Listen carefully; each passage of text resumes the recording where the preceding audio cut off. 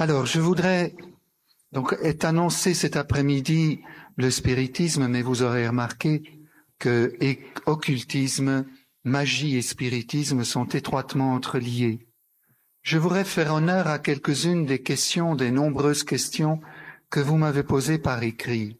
Entre autres, quelques mots sur Harry Potter. Première impression devant cet écrit ou ce film, du moins dans la première version, c'est assez agréable. Quelle est ma critique d'Harry Potter? On présente Harry Potter comme une fiction, comme le pendant d'un conte de fées. Eh bien, précisément, le problème avec Harry Potter, c'est que ce n'est pas une fiction et que tout ce qui est décrit par Madame Rowling correspond à une certaine réalité. Je ne suis loin de moi d'être contre les contes de fées, ils sont au contraire importants pour la structuration de l'intelligence de l'enfant. Au passage, disons, vers les 6-7 ans, cela aide l'enfant à se situer par rapport au monde des grands et par rapport à la gestion des premières pulsions contradictoires qu'il sent à l'intérieur de lui-même. Avec Harry Potter, on n'est pas du tout dans ce contexte-là. En clair, on vous dit qu'il y a un monde parallèle avec des habitants un peu particuliers. Vrai ou faux? Vrai. Que l'on peut accéder à ce monde parallèle moyennant des techniques efficaces. Vrai ou faux? Vrai. Que la frontière entre les deux mondes s'atténue jusqu'à disparaître à force de pratiquer. Vrai ou faux? Vrai. Qu'il y a des écoles où on peut apprendre la magie. Vrai ou faux? Vrai. Qu'il y a des livres dans lesquels on peut apprendre des formules de magie efficaces. Vrai ou faux? Vrai. Où est la fiction dans Harry Potter? Voilà mon problème. Ce n'est pas l'histoire, c'est que ce n'est pas une histoire. Savez-vous que Poudlard, la fameuse école des magiciens, a été construite par Madame Rowling sur le modèle exact du château qui apparaît dans un ouvrage extrêmement ésotérique, qui est d'ailleurs au fondement du renouveau de l'ésotérisme au XVIIe siècle. C'est un ouvrage allemand, je traduis en français l'intitulé « Les noces mystiques de Christian Rosenkreuz ». Rosenkreuz, Rose-Croix, ce sera à l'origine des Rose-Croix. Cet ouvrage du XVIIe siècle, et je répète, difficile à trouver, c'est un des rares ouvrages d'ésotérisme qui est demeuré secret, c'est la mise en scène d'un parcours initiatique qui se termine dans un château. Eh bien, Madame Rowling présente Poudlard sur le modèle de ce château, ce qui veut dire que Madame Rowling est soit initiée, soit entourée de personnes initiées. Plusieurs formules utilisées dans Harry Potter sortent tout droit de grimoires. Les grimoires sont des ouvrages du Moyen-Âge dans lesquels vous trouvez des formules magiques. J'arrête là pour les dangers d'Harry Potter et je réponds à des questions. Les frontières entre fiction et réalité, elles sont particulièrement ténues dans cet ouvrage. Je voudrais citer un autre cas, toujours dans l'occultisme, où on me demande de dire quelque chose sur les guérisons, les thérapies énergétiques. Je voudrais mettre en garde contre la thérapie énergétique qui est probablement la plus diffusée aujourd'hui, c'est le Reiki, R-E-I-K-I, d'autant plus redoutable pour nous chrétiens que le mythe de ses origines remonte à un personnage du XIXe siècle qui, selon les uns, était prêtre, selon les autres, moine, selon une troisième mythologie, directeur, je ne sais pas trop ce que ça veut dire, d'une université catholique au Japon. Au XIXe siècle, ça me semble un peu étrange, mais soit. En tout cas, ce personnage se serait fait interpeller par ses étudiants, plus que par ses étudiants même, puisqu'il s'agissait à la fin d'un ministère dominical, où on lui a demandé « Mais est-ce que vous croyez au miracle accompli par Jésus ?» Bien sûr, répond ce personnage. « Est-ce que vous avez vu de tels miracles ?» Il reconnaît qu'il n'en a pas vu et il se met en quête de la formule magique utilisée par Jésus pour faire des miracles. Assez étonnant comme approche du christianisme. Il ira, soi-disant, à Chicago étudier l'hébreu, après avoir étudié le grec, pour mieux approcher les mystères des Écritures. Vous voyez qu'il y a une confusion totale entre la révélation et puis des livres de magie. Ne trouvant pas réponse à sa question dans la tradition chrétienne, il va retourner à la tradition de ses pères, à savoir le bouddhisme, et approfondir la tradition ésotérique bouddhiste. Il ira jusqu'à étudier le sanskrit pour avoir les ouvrages, Bouddha ne savait pas écrire, mais qui auraient été transcrits par les disciples du Bouddha. Et c'est là où il trouve, dans un vieux document, il trouverait des symboles mystérieux qui seraient la clé des pouvoirs des raisons du Bouddha aussi bien que du Christ. Il ne lui manque qu'un élément, n'oubliez pas ce que je vous ai dit avant-hier. Il a donc la connaissance. Vous vous rappelez ce que c'est une initiation?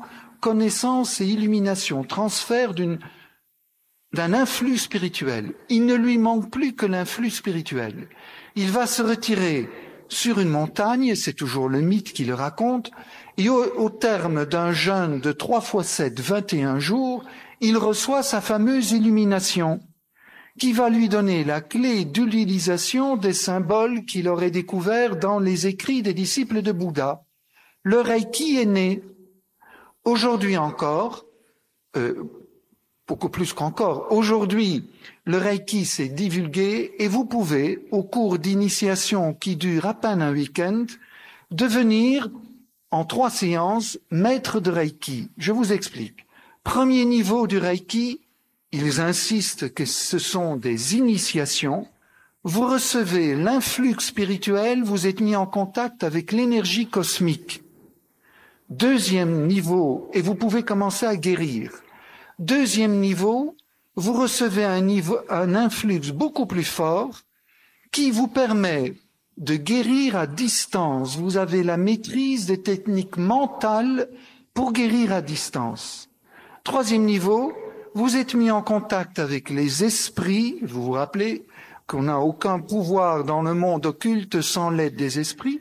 Vous êtes mis en contact avec ces fameux esprits pour une plus grande efficacité. Nous sommes donc dans le schéma classique d'une thérapie énergétique qui est en fait une pratique magique, où la thérapie, le mot thérapie énergétique, en fait, passe mieux que magie, mais nous sommes dans le contexte magique. Le danger du Reiki, c'est qu'il est très vite, très facile à divulguer, qu'il se divulgue effectivement très vite, au point que j'ai entendu des infirmières travaillant dans la réanimation du côté de Grenoble se vanter de faire du Reiki sur les personnes après l'opération, en réanimation, pour les aider dans leur cheminement de guérison. Ce à quoi j'ai évidemment répliqué, respectez au moins les patients et ne leur prodiguez pas des soins qu'ils n'ont pas demandé, qui ne sont d'ailleurs pas des soins, qui sont des pratiques magiques.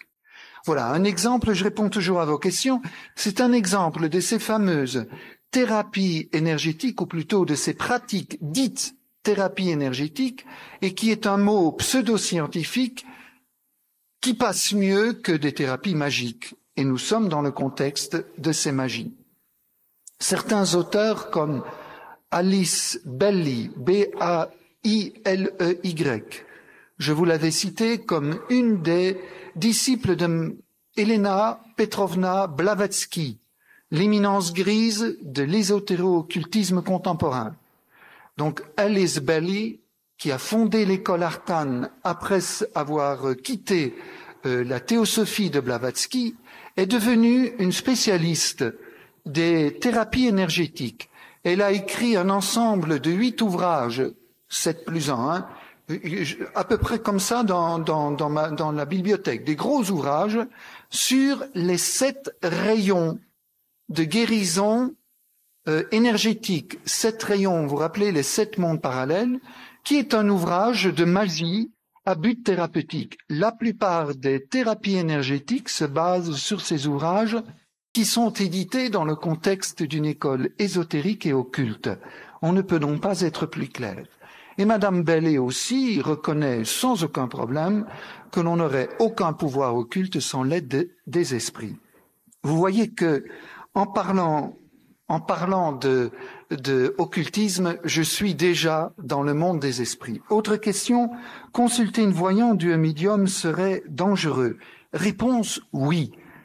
Parce que le médium, s'il n'est pas un charlatan, s'il est un vrai médium, eh bien, il reçoit ses pouvoirs de voyance par l'intermédiaire, par la collaboration avec un esprit. Or, si vous vous ouvrez à un voyant, en quelque sorte, vous ouvrez votre corps astral à l'influence du voyant. Vous laissez le voyant superposer son corps astral au vôtre. C'est ce qui lui permet de récolter l'information dans votre corps astral. Mais attention, cette fusion des corps astraux permet à l'esprit collaborateur du voyant de s'introduire dans votre corps astral. Vous lui donnez en quelque sorte la clé de code de votre corps astral. Je vous ai dit, mais je vous le rappelle, que normalement votre corps astral est protégé par ce qu'on appelle un fourreau astral, mais si vous l'ouvrez à l'influence d'un magnétiseur ou d'un voyant, ne soyez pas étonnés de recevoir aussi l'influence des esprits avec lesquels travaillent ces voyants ou ces magnétiseurs. Là aussi, je pourrais vous donner quelques exemples, mais je veux d'abord aller un peu plus loin dans l'explicitation. J'espère que vous voyez bien que la difficulté n'est pas au niveau des corps astraux, n'est pas au niveau de ces énergies. Si elles existent, elles sont créées par Dieu. Elles sont donc bonnes. Le problème n'est pas dans cette anthropologie subtile ou dans le fait qu'il y aurait d'autres énergies que celles que nous connaissons. C'est dans ceux qui gouvernent ces plans astraux, ce plan astral, et qui, suite au péché, ne sont plus dans la lumière, mais font partie de ce prince de ce monde, ou plutôt sont sous l'autorité de ce prince de ce monde. J'ouvre encore une parenthèse. On m'a demandé pourquoi utilisez-vous la terminologie occulte, à savoir le corps astral. N'est-ce pas dangereux? Évidemment, je sais qu'il y a un risque de fascination en vous parlant de ces domaines occultes. Mais je crois qu'aujourd'hui, vous n'avez pas besoin d'écouter le père Verlinde pour être exposé à ce genre de fascination. N'importe quel film, n'importe quel roman ouvre le domaine occulte et vous parle de pouvoirs cachés et de mondes parallèles. En premier, Harry Potter. Autrement dit, je crois que le danger de la fascination en m'écoutant est vraiment minimisé. Ce que j'essaie de faire, c'est au contraire de désocculter l'occulte dans l'espoir que vous n'ayez plus cette fascination et que vous soyez avertis du danger d'aller explorer des mondes parallèles. Je répète, puisque la question m'a été posée, c'est que tout n'était pas clair. Il y a des allusions dans les Écritures et dans la tradition des pères de l'Église à ce dont je vous parle. Et c'est au nom de ces allusions que je me permets d'expliciter ce qui est sous-entendu. Lorsque le Qoélète, le roi Qoélète, sage auteur de l'ouvrage L'Ecclésiaste, parle du cordon d'argent, il est clair pour tout initié qu'il parle du cordon qui lie le corps physique au corps astral, dont il ne parle pas.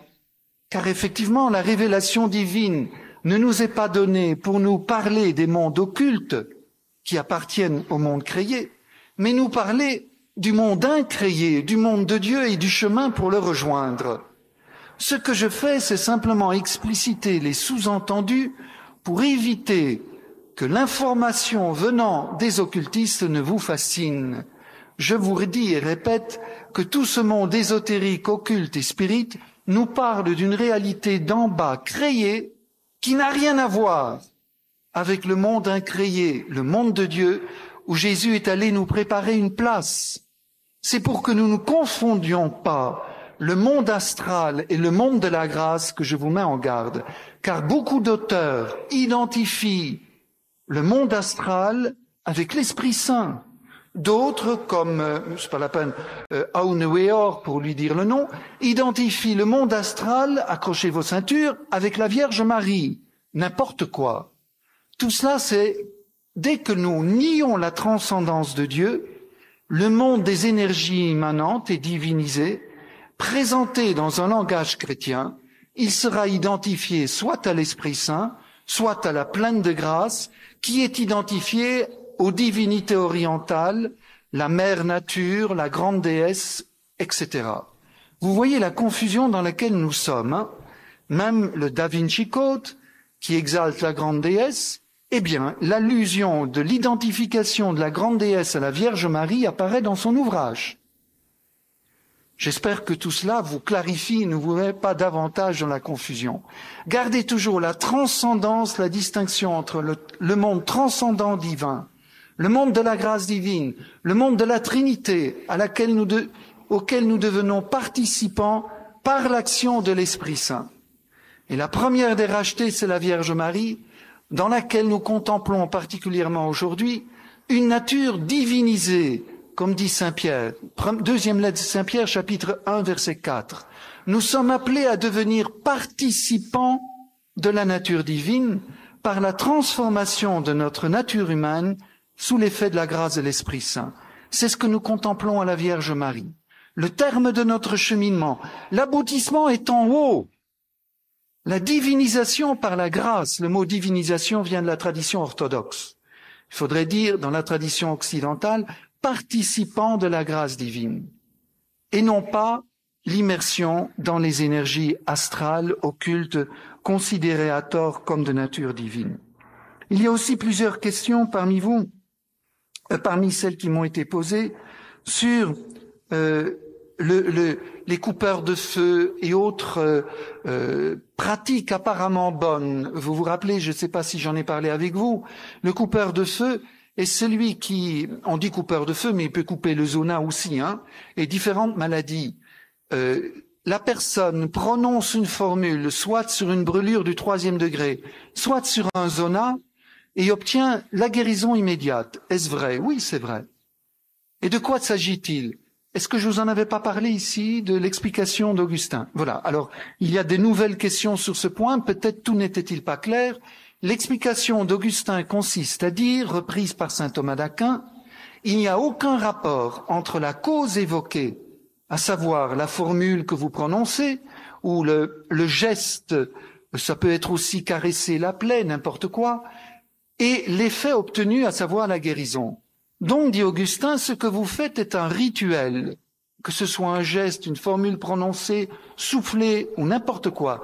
C'est un rituel convenu avec les esprits pour les invoquer et leur demander implicitement ou explicitement d'accomplir la guérison. Comme eux, ils en ont le pouvoir par le biais du corps astral, ils accomplissent la guérison, mais vous connaissez le prix à payer, il y a un lien entre l'esprit et la personne, entre guillemets, bénéficiaire de ce service. Alors, aussi étrange que ça puisse paraître, est-ce que l'esprit du mal peut faire du bien? Réponse que je répète, non. Il y a déplacement de symptômes et attention, les conséquences sont toujours plus graves que le symptôme déplacé. Rappelez-vous l'exemple que je vous avais donné de cette personne qui est guérie, entre guillemets, d'un zona, mais qui tombe dans une dépression redoutable avec des pulsions de suicide et qui en sort par le sacrement de réconciliation, ce qui montre bien qu'il ne s'agissait pas d'une dépression, mais d'un cas d'acédie grave. L'acédie, c'est une des tentations très importantes, et je crois que notre monde est acédiaque, mais comme il ne connaît plus les pères du désert, on ne sait plus ce que ça veut dire. Les pères du désert dénoncent l'acédie comme une maladie de l'âme, mais à la fois spirituelle et physique, je dirais. C'est cette espèce de découragement, de dépression totale, mais qui nous affecte jusque dans notre dimension spirituelle. De découragement qui pousse à la désespérance et qui peut pousser jusqu'au suicide. L'acédie, le démon acédiaque, qu'on appelle le démon du midi, ça n'a rien à voir avec le péché de la chair. Le démon du midi, c'est le démon qui assaille le moine à l'heure du midi, à l'heure de la sieste, à l'heure de la somnolence, où nous perdons notre vigilance spirituelle et nous risquons d'être entraînés sur la pente du découragement et du laisser-aller, voire jusqu'au désespoir. Le monde est acédiaque. Haut les cœurs, Invoquons l'Esprit Saint pour être au contraire brûlant, ardent dans l'Esprit Saint pour le combat spirituel. Je dis 2 mots maintenant, je passe parce qu'il y a d'autres questions, mais je pourrais sans doute... Ah oui, c'est celle-ci que je voulais voir. Est-ce que l'alcool est du même niveau de dangerosité que les drogues? Oui et non. Je vous avais cité les drogues qui font partie d'un rituel invocatoire des esprits. L'alcool n'est pas un rituel invocatoire, mais l'alcool fragilise votre fourreau astral. L'abus d'alcool rend le fourreau astral perméable, je dirais, ou je trouve pas le terme, presque, oui, perméable. Les esprits peuvent le traverser. Savez-vous que pour un occultiste, le delirium tremens n'est pas du tout un délire? Vous connaissez peut-être les symptômes de delirium tremens, qui est une maladie par abus d'alcool. Les personnes qui en souffrent voient, entre guillemets, des sortes d'entités, de larves, courir sur leur corps. Alors, les médecins nous disent, c'est du pur délire. Les occultistes disent non. Ils visualisent les larves astrales qui, effectivement, ont traversé le fourreau et sont rentrées dans leur corps astral. De là, l'épuisement complet qui accompagne le delirium tremens et tous les symptômes que l'on peut effectivement constater lorsqu'on est sous l'emprise de ces entités astrales. Voilà, l'alcool est moins grave, mais attention, l'abus d'alcool attaque votre fourreau astral et vous rend là aussi vulnérable pour ces entités. Je ne sais pas si je vous ai cité les 3, c'est toujours un peu risqué de le faire, mais allons-y, courons le risque. Les 3 symptômes d'un lien astral. Je dis c'est dangereux parce qu'on peut avoir ces symptômes dans d'autres circonstances aussi. Mais lorsque j'entends des personnes me dire qu'elles ont des idées obsessionnelles au niveau des pulsions de mort, des pulsions de blasphème et des pulsions sexuelles, les 3 rassemblées, c'est un clignotant rouge. Je dis attention, des pulsions obsédantes. Que vous ayez des pulsions sexuelles au printemps et à l'été, je dis heureusement, vous êtes constitué normalement. Mais une pulsion obsédante, ça veut dire une pulsion que vous ne pouvez pas chasser et qui semble vous pousser à l'acte presque à votre corps défendant. Une pulsion de mort est une pulsion suicidaire qui semble vous pousser sous une voiture que vous dites « mais qu'est-ce qui m'arrive ?» Une pulsion blasphématoire est une obsession où ces pensées vous assaillent alors que vous êtes par exemple en adoration.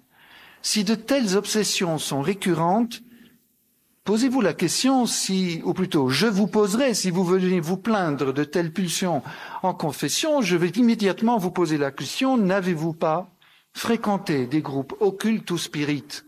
Cela pourrait être une indication d'un lien, auquel cas, sacrement de réconciliation, prendre autorité sur le lien, invoquer l'Esprit Saint et glorifier Dieu pour la liberté qu'il vous redonne. J'insiste, on vous l'a dit, j'arrivais juste à l'instant, le démon n'a de pouvoir sur nous que celui que nous lui concédons. La victoire de Jésus est définitive. Son sang, une goutte de son sang suffit à libérer tous les univers, a fortiori, quand il a versé tout son sang pour moi. Et chacun de nous doit s'approprier la plénitude du sacrifice du Christ. Alors, si nous avons fait des bêtises, invoquons Jésus, ça fait 2000 ans qu'il attend pour me sauver. On va pas le faire attendre une seconde de plus. Nous courons nous jeter dans les bras de sa miséricorde si nous prenons conscience que nous avons fait un faux pas, que nous avons péché par excès de curiosité ou de présomption ou d'ignorance. J'en viens au spiritisme. Spiritisme, renouveau du spiritisme, fin du 19e siècle, 1848. Nous sommes aux États-Unis, Hydesville, c'est dans l'État de New York. La famille Fox, qui n'a pas beaucoup de moyens financiers, arrive dans ce petit village, cherche un toit. Le seul toit qui est disponible pour leur bourse est réputé hanté. Qu'importe, il vaut mieux un toit hanté que dormir à la belle étoile. Ils prennent possession de cette maison. Très vite, ils entendent des coups dans les meubles. Ce sont des poltergeists, des coups dans les planchers, etc. Je vais vite pour ne pas m'attarder. Les 2 petites filles, Kate et Margaret, qui ont 12 et 13 ans, se souviennent qu'un certain monsieur Morse a inventé quelques années plus tôt le langage Morse et vont communiquer avec l'esprit. Ils vont baptiser l'esprit Pied Fourchu. C'est assez étonnant comme nom, mais voilà l'histoire. Et ils vont commencer à communiquer avec lui. Et Monsieur Pied Fourchu va s'identifier comme un colporteur qui aurait été assassiné dans cette maison 2 générations précédentes. Vous voyez que nous sommes dans le contexte de la nécromancie, invocation d'esprits défunts. C'est effectivement le contexte du renouveau du spiritisme. Savez-vous qu'en 6 ans, le spiritisme aux États-Unis va faire 10 millions d'adeptes? Qu'en 10 ans, vous multipliez par 3, le spiritisme sera devenu une religion. Victor Hugo traverse l'océan pour aller à la Mecque du spiritisme aux États-Unis. En France, le nombre de personnalités qui est, je dirais, fasciné par le spiritisme, ça va de Théophile Gautier, père, jusqu'à Henri Bergson. Et oui, vous voyez que même les philosophes et bien d'autres, des politiciens, des hommes de tous bords. Un président des États-Unis sera adepte du spiritisme. Le sommet est sans doute dans les années 20, avec un grand congrès international à Paris, et c'est Arthur Conan Doyle, vous connaissez, c'est ça y est, Sherlock Holmes, qui va arrêter d'écrire et mettre sa fortune à la disposition du spiritisme dont il va devenir un des grands prophètes. C'est lui qui dirige l'Assemblée de Paris, le colloque de Paris, qui se tient à la salle Valgram, et il y a du monde dans les rues jusqu'à la place des Thermes. Il faut faire venir des renforts de policiers pour canaliser la foule. Inimaginable. Le théoricien de ce spiritisme sera un Lyonnais, Hippolyte Rivail, qui prendra le nom d'Allan Kardec parce qu'un esprit appelé Zéphyr lui a dit que dans une incarnation précédente, il était un druide du nom de Allan Kardec. Il écrit le livre des esprits, le livre des médiums et bien d'autres, et l'évangile selon le spiritisme. Vous voyez de quoi il peut recourir. La première révélation trouve son accomplissement dans la seconde, l'Ancien Testament dans le Nouveau, et le Nouveau Testament trouve son accomplissement dans le spiritisme, toujours selon M. Hippolyte Rivail, qui présente Jésus comme un médium, puisqu'il communique grâce à un esprit avec un personnage qu'il appelle son père. Vous voyez que ça ne vole pas très haut.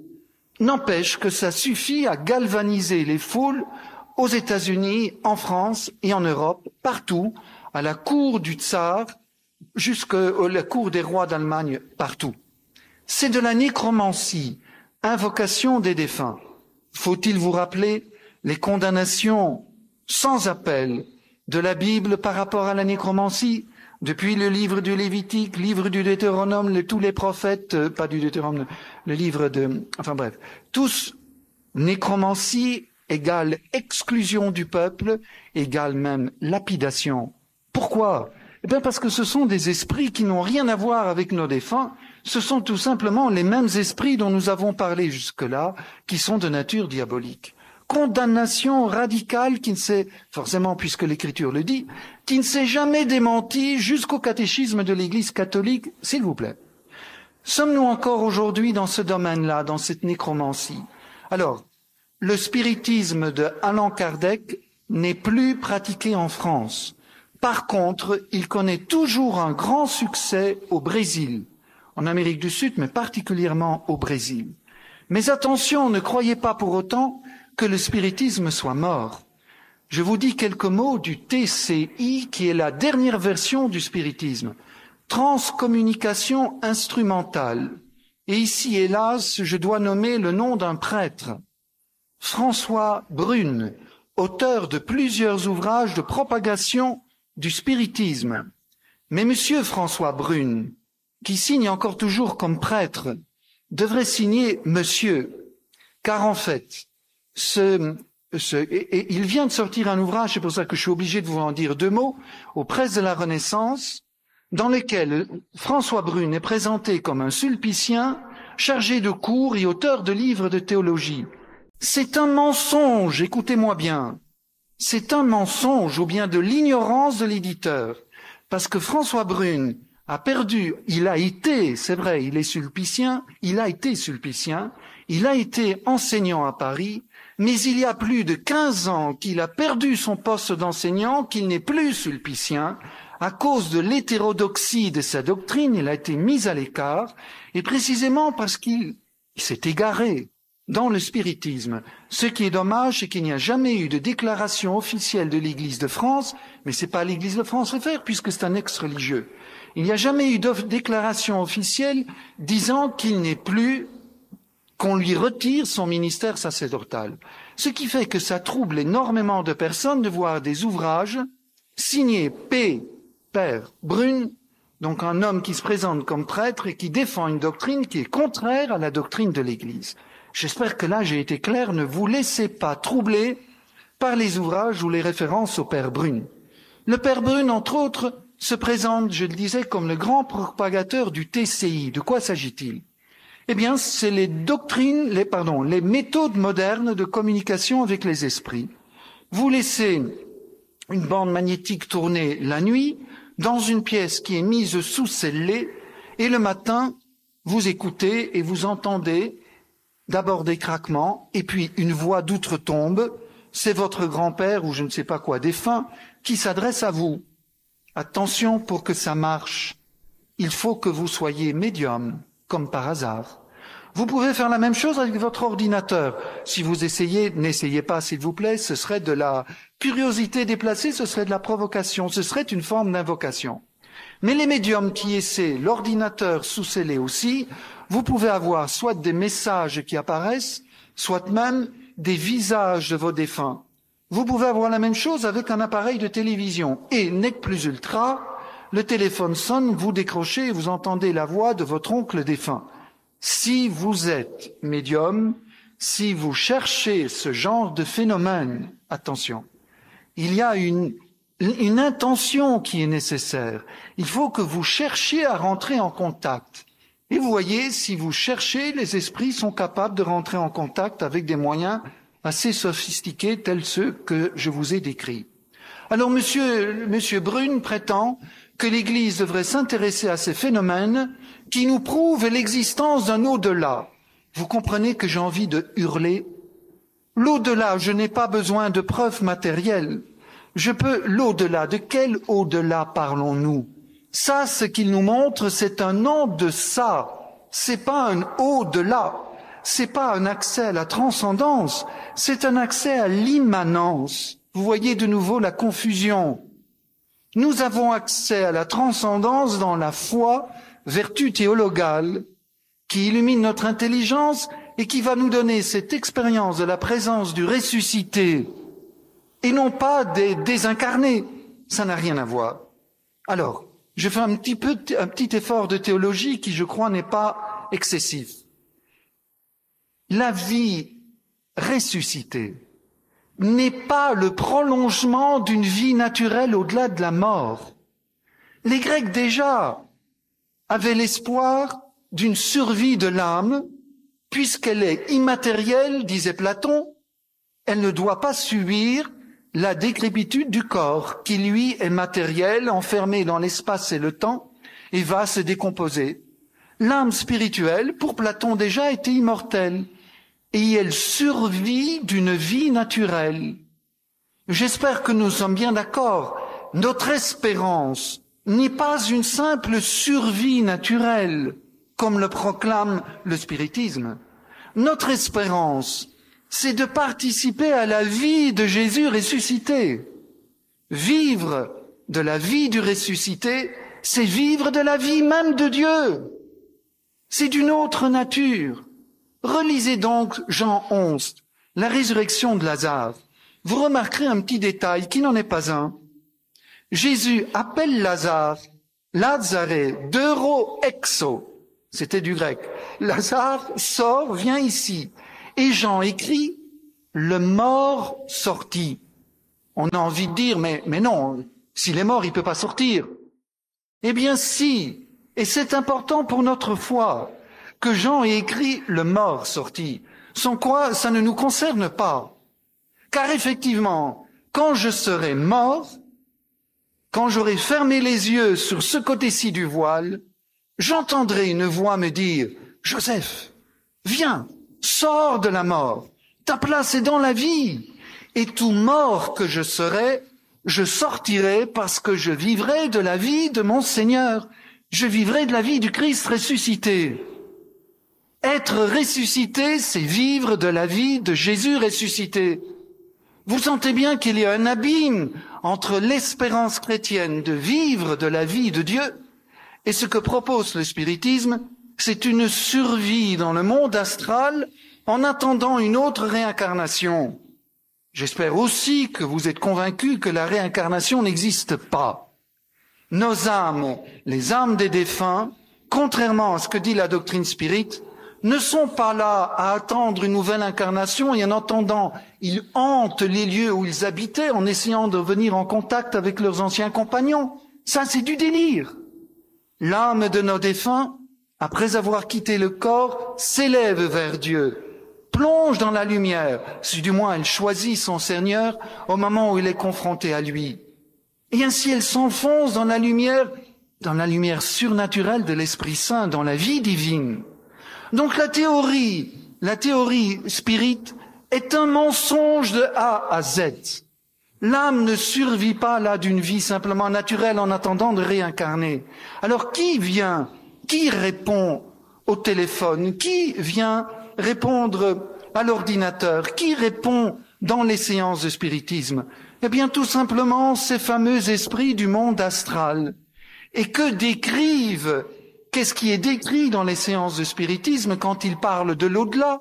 Ils décrivent tout simplement le monde astral parce qu'ils ne connaissent rien d'autre.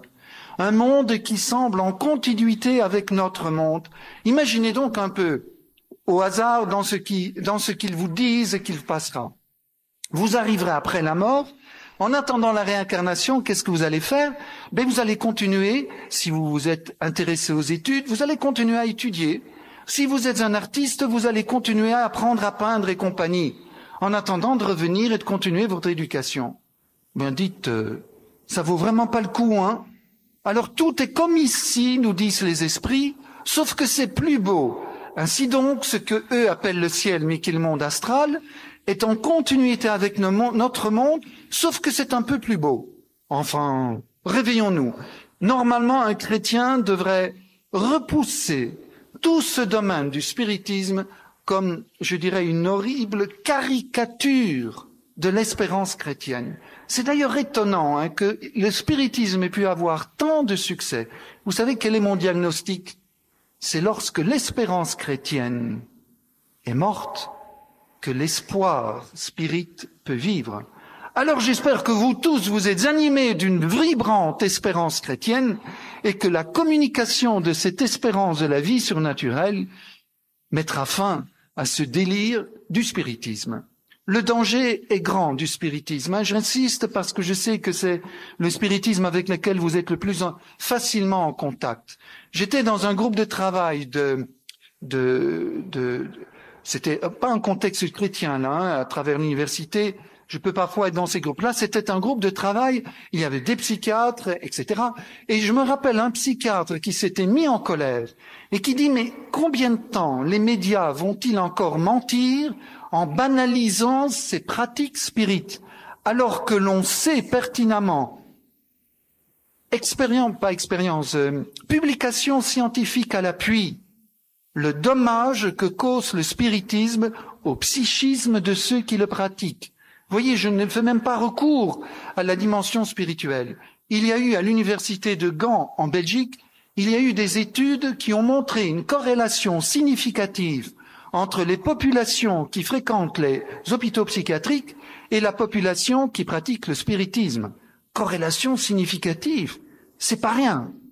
Alors, rien que pour cela, arrêtons ce délire, arrêtons les dégâts.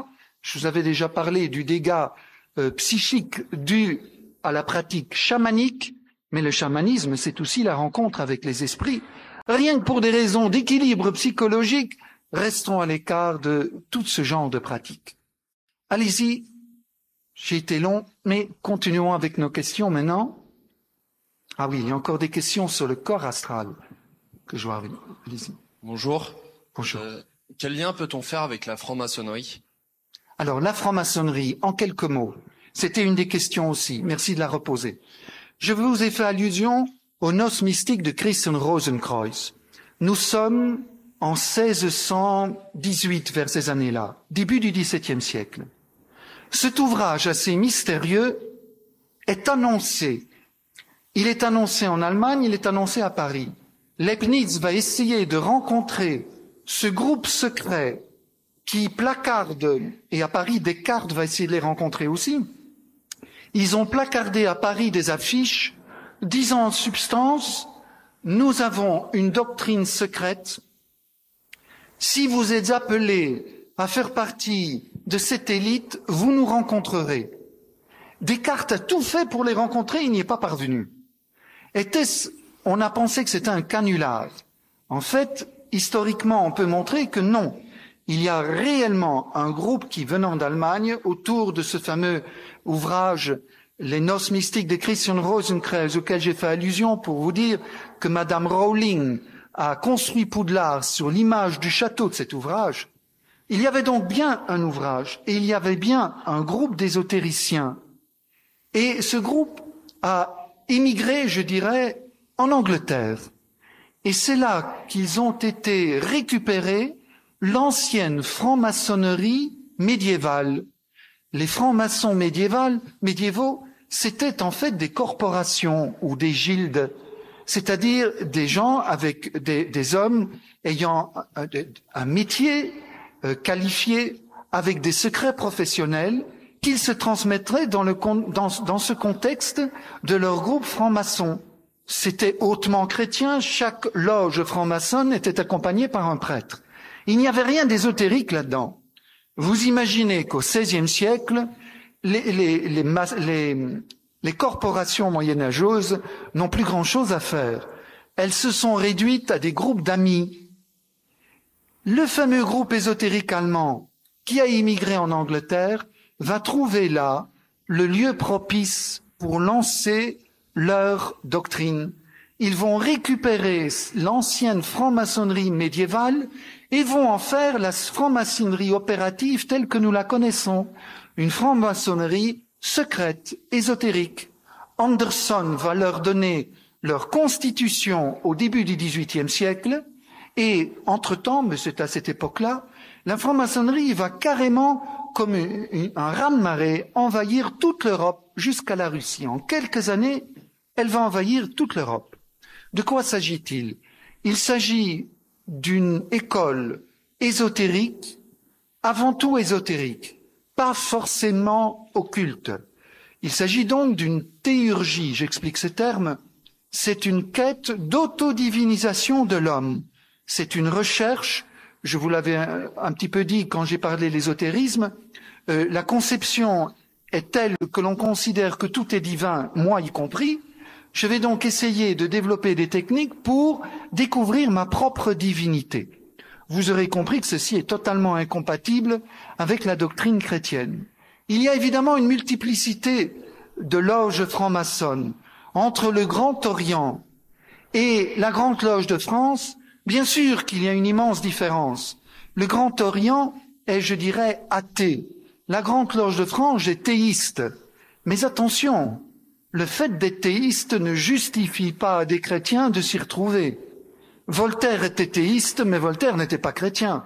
Vous savez que Voltaire considérait qu'il y avait deux types de personnes qu'il fallait exclure de la société. C'étaient les athées, parce qu'il prétendait qu'il n'y a pas de Dieu. Or, tout le monde sait qu'il n'y a pas d'horloge sans horloger. Vous connaissez cette fameuse phrase de Voltaire. Et les chrétiens, il faut éliminer les chrétiens, disait Voltaire, parce qu'ils prétendent nous apprendre des choses sur Dieu que notre raison ne pourrait pas trouver par elle-même. Attention, nous sommes dans le rationalisme. Il serait indigne de l'homme d'accepter des connaissances qu'il ne soit pas capable de trouver dans sa propre raison. Vous voyez que Voltaire élimine aussi bien les athées que les chrétiens. On ne peut pas dire que le théisme soit compatible avec la foi chrétienne. C'est donc un ésotérisme initiatique. Je vous ai dit que toute initiation implique une apostasie, puisque vous demandez, en rentrant dans la franc-maçonnerie, vous rentrez dans la franc-maçonnerie, c'est être initié. Vous demandez une illumination, donc une connaissance autre que le verbe, et vous demandez une impulsion spirituelle autre que l'Esprit Saint. Donc vous renoncez à votre baptême pour entrer dans une autre démarche. On vous dira, mais lorsque l'on est initié à la franc-maçonnerie, le serment se fait sur la Bible pour un chrétien. Mensonge. D'abord, elle se fait sur le Coran pour un musulman, elle se fait sur les Védas pour un hindou. Et elle se fait sur la Bible pour un chrétien? Non. Elle se fait ni sur la Bible, ni sur le Coran, ni sur les Védas. Elle se fait sur l'équerre et le compas que l'on a posés sur la Bible, sur le Coran ou sur les Védas. Subtilité. En clair, on vous dit, monsieur, vous êtes arrivé ici par le chemin en suivant votre tradition, par exemple la Bible. Dorénavant, vous allez continuer votre cheminement en vous appuyant sur l'équerre et le compas. Vous renoncez à votre tradition pour désormais ne plus avancer que par la quête ésotérique. Vous devenez un maçon autoconstruction, franc, affranchi de tout dogmatisme, en particulier du dogmatisme chrétien. Voilà pourquoi l'Église a toujours renouvelé sa condamnation explicite de la franc-maçonnerie. Condamnation, je ne devrais pas le dire ainsi. L'Église n'a pas à condamner la franc-maçonnerie, mais l'Église a toujours explicitement dit qu'un chrétien qui se fait initier à la franc-maçonnerie est excommunié late sententis, ça veut dire ipso facto. Alors ceci était explicitement dit dans le droit canonique avant le Concile. Comme ce n'est plus dans le nouveau droit canonique, on avait demandé à un certain cardinal Ratzinger, préfet de la Sacrée Congrégation, est-ce que cela veut dire que l'excommunication pour la franc-maçonnerie est levée? Réponse du cardinal Ratzinger, le nouveau droit canonique n'a levé aucune des sanctions du droit canonique précédent. Elle a simplement simplifié l'expression en ramenant tout au principe. Mais l'excommunication demeure. Il a énoncé, c'était quelques années avant son élection au pontificat suprême.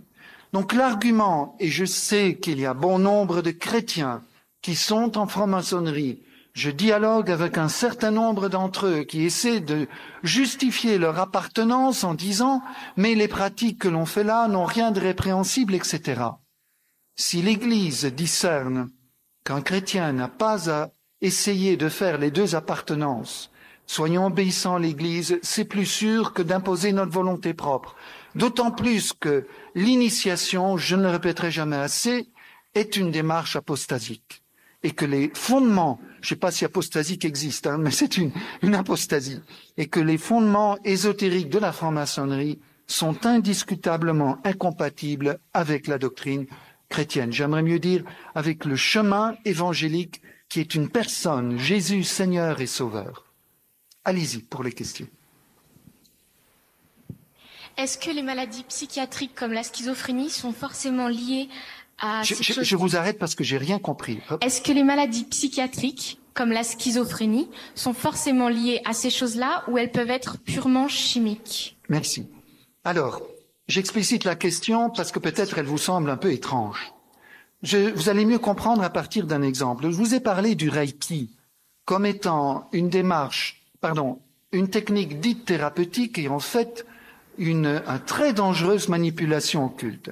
Dans les sessions de guérison intérieure que nous proposons au monastère, l'année passée, nous avons eu, ce qui est quand même énorme, parce que le nombre de personnes est limité dans nos sessions, nous avons eu 2 personnes qui se trouvaient être 2 jeunes filles, toutes les 2 faisant des études supérieures, qui toutes les 2 sont venues avec des symptômes schizophréniques. L'une me disait, « Père, je vous en supplie, faites quelque chose, je ne sais plus qui pense dans ma tête. » Alors, évidemment, quand j'ai entendu ça, c'est bouleversant, parce qu'on se dit, mon Dieu, mais comment est-ce possible d'avoir ainsi un dédoublement aussi fort de personnalité? Sauf que, lorsque nous avons repris un petit peu de plus près, ce phénomène est apparu brutalement 15 jours après l'initiation au 3e degré du Reiki. Je vous ai dit le 3e degré, il n'est pas toujours présenté ainsi, le Reiki. Souvent, ce 3e degré, on n'en parle pas.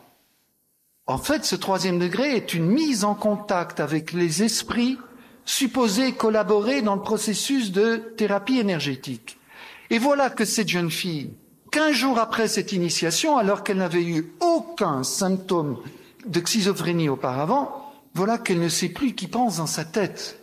Vous sentez bien que c'est pas vraiment un dédoublement de personnalité, c'est un harcèlement de l'esprit.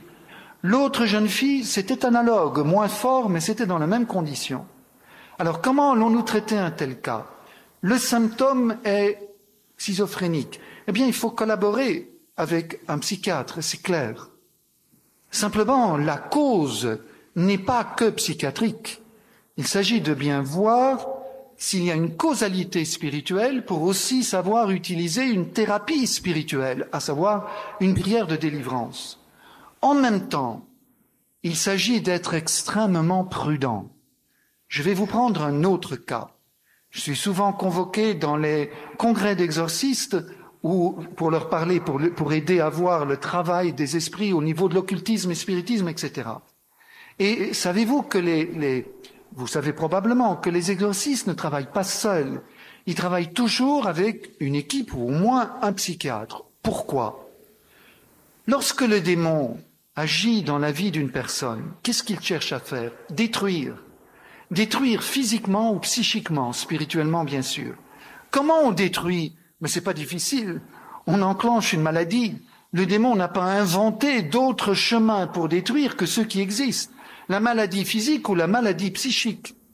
Donc lorsque quelqu'un a des symptômes de possession, eh bien sachez que tous les symptômes de possession se retrouvent en hôpital psy. Donc il faut sans cesse discerner, s'agit-il d'une causalité psychique ou d'une causalité spirituelle, ou bien les deux sont-ils étroitement mêlés? Donc il faut faire un diagnostic différencié là. Dans certains cas, c'est purement psychique, dans d'autres cas, c'est purement spirituel. Souvent, les deux sont conjoints.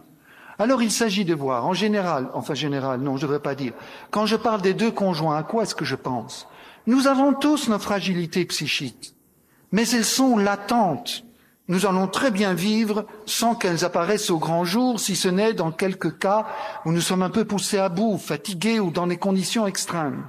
Pour le dire plus simplement, nous avons toutes nos petites névroses, mais nous ne sommes pas psychotiques. Que va faire le démon? Si vous fréquentez des lieux où lui est en action, ce qu'il essaie de faire, c'est de mettre son doigt, de tourner son doigt dans nos blessures. Et ce qui n'était que latent et ne serait peut-être jamais apparu au grand jour, va tout à coup s'exprimer. Et ce qui n'était qu'une fragilité risque de devenir une pathologie. Vous voyez que c'est en même temps les deux. C'est en même temps un enracinement dans une fragilité naturelle, mais la causalité est spirituelle. Donc il faut intervenir aussi au niveau spirituel, avec beaucoup de prudence pour ne pas provoquer des dissociations. Je vous donne cet exemple par esprit de complétude. Si quelqu'un a des troubles obsessionnels compulsifs, donc des obsessions et des obsessions, mais qui ne sont pas d'origine maligne, qui sont purement psychologiques, il se peut que cette personne va imputer ses obsessions au démon. 6 mois sans discernement, je prie une prière de délivrance, je confirme cette personne dans une schizophrénie naissante.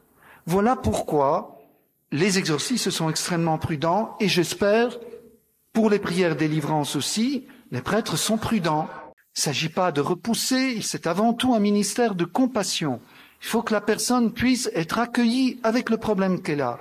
Il faut lui expliquer qu'un cheminement est nécessaire de discernement pour ne pas aggraver un cas si c'est uniquement psychologique, mais il ne s'agit pas non plus de la laisser sans une aide spirituelle à laquelle elle a droit, au nom du sang de Jésus, si effectivement il y a une causalité spirituelle.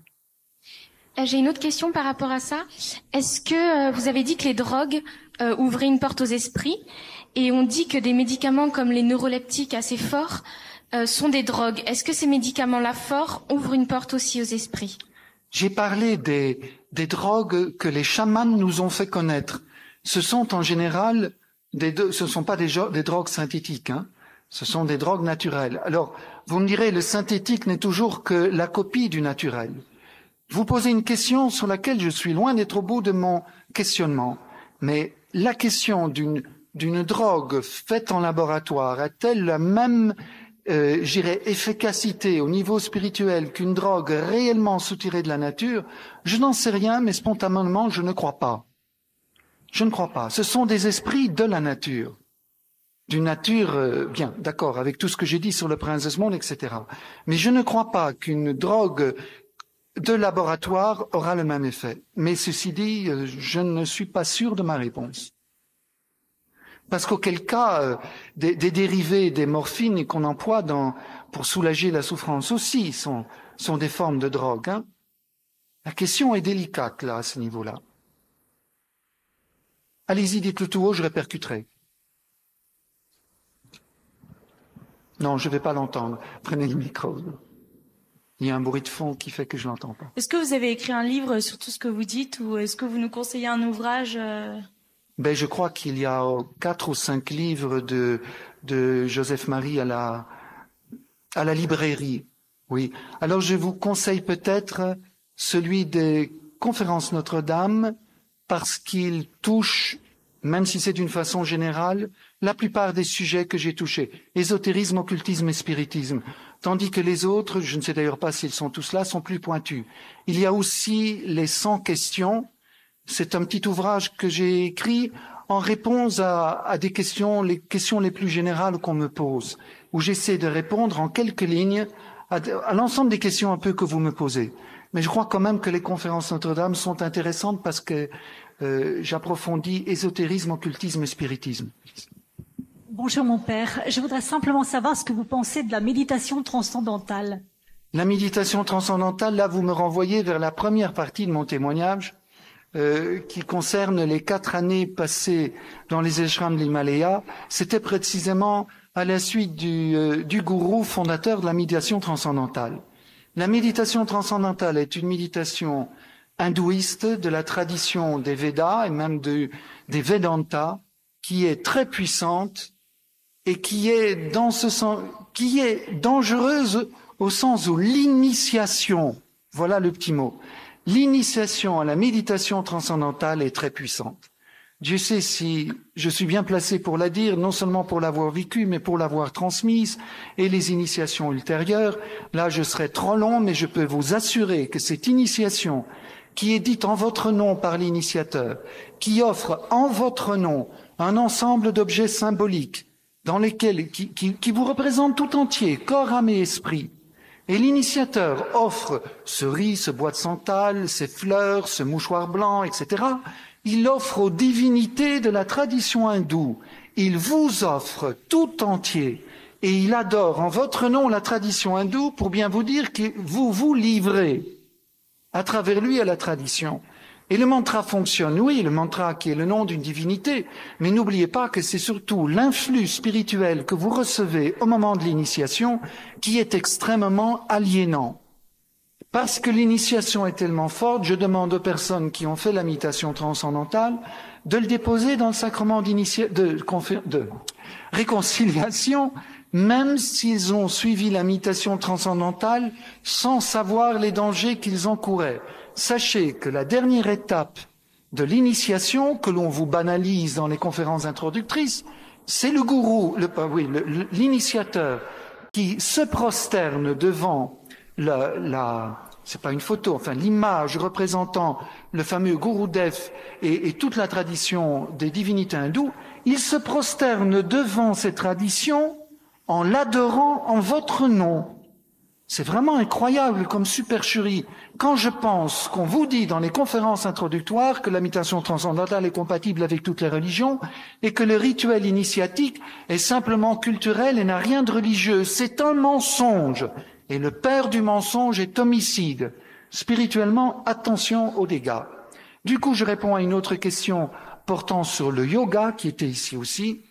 Je dirais simplement, le yoga, pour l'avoir pratiqué intensément, le yoga fait partie de la liturgie de l'hindouisme. Y a-t-il un yoga chrétien? Non. Il y a des chrétiens qui pratiquent le yoga, c'est évident, ça se voit suffisamment tous les jours.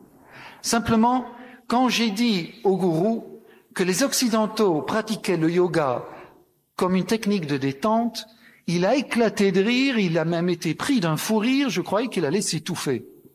Lorsqu'il s'est calmé, il a réfléchi, il m'a dit Vous êtes drôles, vous les Occidentaux, mais ça n'empêchera pas le yoga de faire son effet. Or, l'effet du yoga, là, j'ai pas le temps de vous expliquer, c'est de faire monter la Kundalini. En clair, de nous immerger dans les énergies cosmiques considérées comme divines. L'hindouisme est un naturalisme. Et c'est d'induire en nous des états modifiés de conscience, des états de conscience dilués, qui ne vous préparent certainement pas à une rencontre personnelle avec Jésus-Christ. Si le but du yoga, c'est la dissolution du je personnel, alors comment pouvez-vous pratiquer du yoga en vue d'une rencontre personnelle avec le Christ? Laissez-moi vous dire, sous forme de boutade, 2 exemples. Premier, si vous allez voir votre fiancée et que vous la voyez quand vous rentrez chez elle, assise sur le sofa en position de lotus, et que vous lui dites « Bonjour chérie », qu'elle vous répond « Chut, je fais mon yoga », je ne crois pas que vous serez particulièrement honoré. Eh bien, si vous faites du yoga pour entrer en prière, sachez que Jésus vient vous voir et vous dit « Bonjour mon enfant » et que vous lui répondez « Silence, Jésus, je fais mon yoga ». C'est incomparable. Vous ne pouvez pas faire une méthode d'enstase, d'intériorisation pour éliminer le je personnel et vous préparer à une extase, une rencontre extérieure. Et puis encore un mot. Là vraiment, la boutade des boutades. Certains chrétiens croient qu'on a besoin du yoga pour avancer sur le chemin spirituel. Eh bien alors, la mise en scène que je vais vous dire est dramatique. Jésus arrive au ciel. Le Père lui dit « Alors fiston, ça s'est bien passé ?» Je dis « Je crois bien, papa, je crois bien. » Tu leur as tout transmis, je leur ai tout transmis, Père. Puis tout à coup, le visage de Jésus pâlit et le Père dit « Tu as oublié quelque chose ?» Et Jésus dit « Oui, j'ai oublié de leur enseigner le yoga. » C'est évidemment ridicule. Jésus nous a tout donné. Alors s'il nous a tout donné, chrétien, qu'est-ce que tu cherches? Sur le chemin du yoga, qui est un chemin, qui est une initiation à l'hindouisme, Jésus ne suffirait-il plus? Savez-vous comment le cardinal Balthazar définit le péché? Le péché commence là où Jésus-Christ l'idole commence là où Jésus-Christ ne suffit plus. Notre question, s'il y en a encore. Le père Roberto, j'ai juste une question à vous poser. Vous avez dit tout à l'heure que les prêtres devaient être assez attentifs quant à faire une prière sur des gens. Dans mon diocèse, l'exorciste nous encourage, avant d'amener les gens vers lui, à inviter les gens à voir nous-mêmes, à faire une prière sur eux. Que faire? Excusez-moi, Père, mais je crois que c'est une question de prêtre. Je veux bien vous répondre après, mais je vais me donner aux jeunes d'abord. Ça concerne pas les jeunes. Je voudrais terminer, puisqu'on demande de terminer. Vous avez compris, hein, c'est une question technique de prêtre que je répondrai après. Je voudrais vous renvoyer, pour terminer, je vois que certains ont un crayon. Je termine, puisque je n'ai plus que 1 ou 2 minutes, et je dois terminer avec la parole de Dieu quand même. Allez donc voir, au livre des Actes et des Apôtres, le chapitre 8, la rencontre haut en couleur entre Philippe, Pierre et Jean et Simon le magicien. Vous aurez vu, vous verrez tout de suite de quoi il relève. Lorsque Saint Pierre dit, vous savez que Simon va demander à Pierre le pouvoir de transmettre l'Esprit Saint. Il confond le don de l'Esprit avec un pouvoir magique. Pierre réplique, « Périsse ton argent et toi avec lui, puisque tu as cru acheter le don de Dieu à prix d'argent.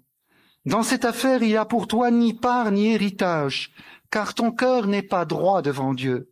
Repens-toi donc de ton mauvais dessein et prie le Seigneur. Peut-être cette pensée de ton cœur te sera-t-elle pardonnée, car tu es, je le vois, dans l'amertume du fiel et les liens de l'iniquité. Le magicien est dans les liens de l'iniquité. » Je continue plus loin et je trouve, ça c'était la première vague d'évangélisation. Acte 13, 2e vague d'évangélisation. Sur qui est-ce que Paul va tomber? Sur Élymas, le magicien. Paul, rempli de l'Esprit Saint, le fixa du regard et lui dit, vous verrez que le langage n'est pas tendre, être rempli de toutes les astuces et de toutes les scélératesses. Fils du diable, ennemi de toute justice, ne cesseras-tu donc pas de rendre tortueuses les voies du Seigneur qui sont droites? Waouh! quand on me dit que mes paroles sont parfois un peu dures, je crois que Saint Paul me bat, là. Vous entendez, c'est pas la personne qu'il vise, hein. C'est Dieu aime le pécheur, mais il hait le péché. La colère de Dieu est contre le péché. La colère de Paul est contre les astuces de l'ennemi qui détourne. Ici, c'est un juif qui détourne ce juif de sa foi pour l'enliser dans les doctrines ésotériques. Troisième, c'est encore plus drôle. Vous connaissez le passage de Acte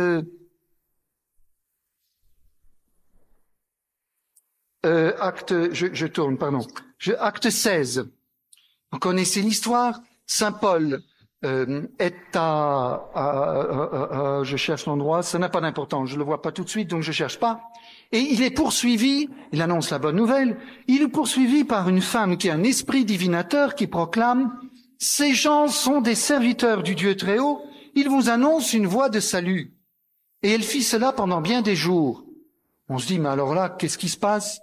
Si les esprits font de la publicité à Paul, on n'y comprend plus rien. À la fin, Paul, excédé, se retourna et dit à l'esprit, « Je t'ordonne au nom de Jésus-Christ de sortir de cette femme. » Et l'esprit sortit à l'instant même. Étonnant, non? Pourquoi saint Paul chasse-t-il l'esprit de cette femme? À quoi Paul a-t-il reconnu que ce n'était pas un esprit de Dieu? Que dit-elle? Attention, parce que dans certaines traductions, on ne le voit pas. Elle dit littéralement, « Ces gens sont des serviteurs du Très-Haut, ils vous annoncent une voie de salut. » Mensonge. La voie du salut. Jésus n'est pas une voie du salut, il est le chemin, la vérité et la vie. Il y avait beaucoup de voies de salut, du temps de saint Paul comme aujourd'hui, mais il n'y en a qu'une qui est la véritable, l'authentique. Il n'y en a qu'un seul qui peut nous révéler le Père. Nul ne connaît le Fils sinon le Père, et nul ne connaît le Père sinon le Fils, et celui à qui il veut le révéler. Je suis la porte, dit Jésus. C'est cette radicalité que l'Esprit a essayé d'édulcorer. Acte 13. Dernière phrase, dernière citation des actes que vous irez voir.